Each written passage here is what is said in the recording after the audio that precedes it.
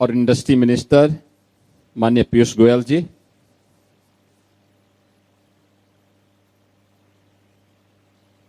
His excellency governor of Yamanashi prefecture, his excellency ambassador of Japan,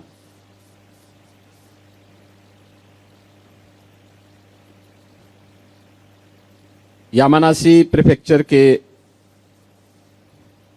इस प्रतिनिधिमंडल के साथ यहां पर उपस्थित सभी बिजनेस लीडर्स, प्रदेश सरकार के मेरे मंत्रिमंडल के सभी सहयोगीगण,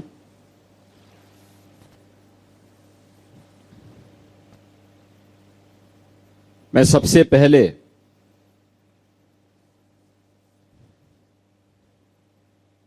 यामानासी प्रीफेक्चर के माननीय गवर्नर के नेतृत्व में आए हुए इस प्रतिनिधिमंडल का भारत की धरती पर आज हमारे केंद्रीय कॉमर्स एवं इंडस्ट्री मिनिस्टर के द्वारा आयोजित इस रात्रि भोज में हृदय से स्वागत करता हूं, आप सभी का अभिनंदन करता हूं।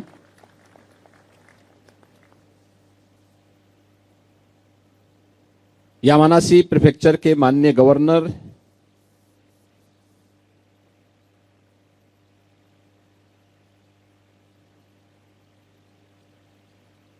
का आज जन्मदिन इस अवसर पर हमें मनाने का अवसर प्राप्त हो रहा है। मैं उत्तर प्रदेश सरकार और उत्तर प्रदेश की 25 करोड़ जनता की ओर से माननीय गवर्नर को जन्मदिन की हृदय से बधाई और शुभकामनाएं देता हूं। मैं कामना करता हूं कि आपको उत्तम स्वास्थ्य, दीर्घायु और निरंतर सफलता प्राप्त होता रहे। जापान की एक लंबे समय तक आप सेवा करें और भारत और जापान के संबंधों को और मजबूती बनाने के लिए आपका जो प्रोएक्टिव रोल है ये निरंतर आगे बढ़े, ये हमारी मंगल में शुभकामनाएं हैं। यह हम सबके लिए अत्यंत प्रसन्नता का क्षण है कि आपके जन्मदिन के अवसर पर आपके परिवार, आपके अन्य इस जापान और यामानासी के बड़े प्रतिनिधिमंडल के साथ हम लोगों को भी आपकी खुशी के साथ साझा होने का अवसर प्राप्त हो रहा है। मैं इसके लिए हृदय से आपका और आपके पूरे प्रतिनिधिमंडल का उत्तर प्रदेश सरकार की ओर से हृदय से अभिनंदन करता हूं। मित्रों, जापान में एक अत्यंत सुंदर फिलॉसफी है, इचिगो इचिए, यानी हर पल और हर मुलाकात अद्वितीय है। आज की संध्या भी हमारे लिए यही भाव रखती है। यह केवल एक रात्रि भोज नहीं, यह दो प्राचीन सभ्यताओं को एक मेज पर बिठाना है। मानव के इतिहास में मित्रता का सबसे पुराना रूप यही रहा है, साथ बैठकर भोजन करना। भारत और जापान के जो प्राचीन संबंध हैं, इसमें बुद्ध की करुणा है, जीवन का अनुशासन है और मध्यम मार्ग भी है। और यही हमारे दोनों देशों के साझा मूल्य भी हैं। भगवान बुद्ध की शिक्षाएं सदियों पहले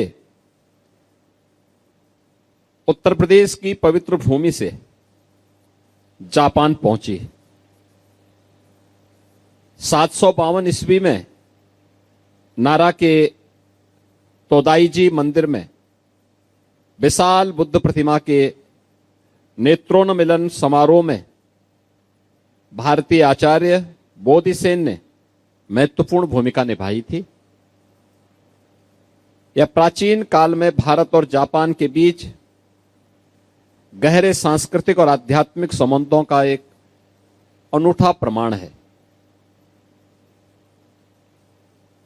भारत और जापान के बीच सदियों पुराने सांस्कृतिक, आध्यात्मिक और जन जन के संबंध आज के आधुनिक रणनीतिक साझेदारी में बदल चुके हैं। हमारे देश के आदरणीय प्रधानमंत्री श्री नरेंद्र मोदी जी और जापान के नेतृत्व ने आपसी संबंधों को एक नई ऊंचाइयों तक पहुंचाया है। क्रांतिकारी रास बिहारी बोस, जिन्होंने ब्रिटिश शासन से बचकर जापान में शरण ली और आगे चलकर भारत की स्वतंत्रता के आंदोलन को जापान की धरती से मजबूत किया।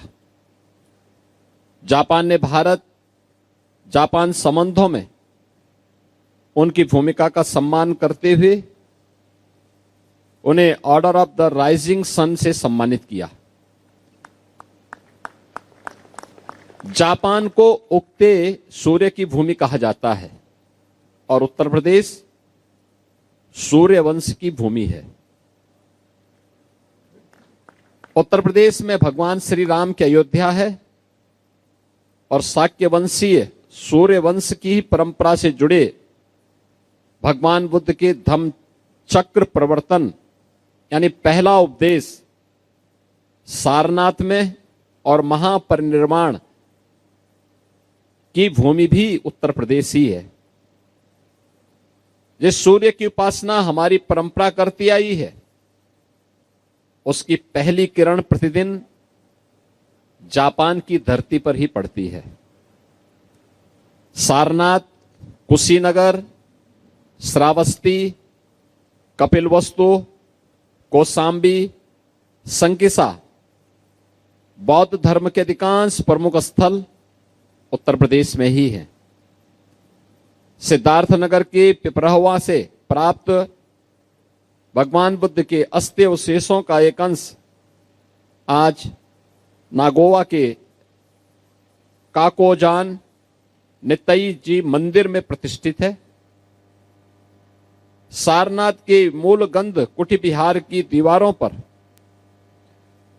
बुद्ध का जीवन जापानी चित्रकार कोत्सेत्सु नोसु की तुलिका से चित्रित है। जापान के सहयोग से बना भारत जापान मैत्री का प्रतीक रुद्राक्ष कन्वेंशन सेंटर उत्तर प्रदेश के वाराणसी में ही है। काशी और क्योटो दो प्राचीन राजधानियां साझेदार नगर हैं। हम बुद्ध सर्किट को और विकसित करने तो उत्तर प्रदेश और जापान के बीच टूरिज्म एवं पीपल टू पीपल एक्सचेंज को मजबूत करने के लिए प्रतिबद्ध हैं। यामानासी के साथ हमारी पार्टनरशिप अब साझा विरासत से आगे बढ़कर के टेक्नोलॉजी, क्लीन एनर्जी, एजुकेशन जैसे क्षेत्रों तक पहुंच रही है। दिसंबर 24 में उत्तर प्रदेश और यामानासी प्रीफेक्चर के बीच हुए एमओयू के बाद ग्रीन हाइड्रोजन के 2 सेंटर ऑफ एक्सीलेंस स्थापित किए जा रहे हैं। उत्तर प्रदेश सरकार ने प्रत्येक सेंटर के लिए 50 करोड़ रुपए प्रदान किए हैं। जापानी इंडस्ट्री के साथ हमारे जुड़ाव अब ठोस निवेश के रूप में सामने आ रहा है। स्कॉट्स कोबोटा की ईडा क्षेत्र में 152 एकड़ भूमि आवंटित की गई है, जिसमें 2000 करोड़ रुपए से अधिक के प्रस्तावित निवेश के लगभग 4000 रोजगार के अवसर सृजित होने की संभावना है। ऑटोमोटिव सेक्टर में भी हमारा सहयोग लगातार बढ़ रहा है, जिसमें स्पार्क मिंडा और जापान की टोयो डेंसो के बीच पार्टनरशिप सम्मिलित है। मुझे यह बताते हुए प्रसन्नता हो रही है कि फरवरी 2026 में जापान की यात्रा के दौरान हमें लगभग 1 लाख करोड़ रुपए से अधिक के निवेश के प्रस्ताव प्राप्त हुए और उनके एमओयू भी वहां पर संपन्न हुए थे। यह उत्तर प्रदेश के इन्वेस्टमेंट इकोसिस्टम में जापानी बिजनेस के बढ़ते विश्वास को दर्शाता है। कल हम दिल्ली में Uttar Pradesh Japan investment meet के माध्यम से इस पार्टनरशिप को और आगे बढ़ाएंगे। नोएडा इंटरनेशनल एयरपोर्ट के पास ईडा में लगभग 500 एकड़ की जापान सिटी विकसित की जा रही है, जिसकी परिकल्पना जापानी कंपनियों और प्रोफेशनल्स के लिए एक डेडिकेटेड इकोसिस्टम के रूप में की गई है। जापान की पहचान प्रिसीजन, क्वालिटी और काइजेन और उत्तर प्रदेश की पहचान स्केल, स्किल और स्पीड है। जापान के पास टेक्नोलॉजिकल पावर है और उत्तर प्रदेश के पास 56% से अधिक कार्यशील युवा वर्ग का skill youth power. Noida international airport, expressway, freight corridor और वर्ल्ड क्लास इंडस्ट्रियल इंफ्रास्ट्रक्चर के साथ उत्तर प्रदेश भारत में जापानी इन्वेस्टमेंट के लिए एक पसंदीदा निवेश गंतव्य बनने के लिए पूरी तरह तैयार है। माननीय प्रधानमंत्री श्री नरेंद्र मोदी जी के दूरदर्शी नेतृत्व में भारत जापान पार्टनरशिप लगातार मजबूत हो रही है। उत्तर प्रदेश इस यात्रा में अग्रणी भूमिका निभाने के लिए पूरी प्रतिबद्धता के साथ तैयार है। वर्ष 2027 में भारत और जापान के राजनीतिक संबंधों के 75 वर्ष पूरे होंगे, जिसे दोनों देश ईयर ऑफ शेयर्ड होराइजन के रूप में मनाएंगे। मैं चाहता हूं कि इस वर्ष का एक अध्याय उत्तर प्रदेश में लिखा जाए, जहां जापानी तकनीक और उत्तर प्रदेश के युवा एक साथ खड़े हों। गवर्नर नागासाकी ने लखनऊ में मुझसे कहा था कि जापान आपका दूसरा घर है। आज उसी भाव के साथ मैं कहना चाहता हूं कि भारत आपका अपना है और उत्तर प्रदेश आपका दूसरा घर है। अरिगातो गोजाइमस। धन्यवाद। बहुत बहुत धन्यवाद माननीय मुख्यमंत्री जी, अपने बहुमूल्य विचार हमारे साथ साझा करने के लिए। And ladies and gentleman, now it is my pleasure to invite mister Kotaro Nagasaki, honourable of Yamanashi prefecture.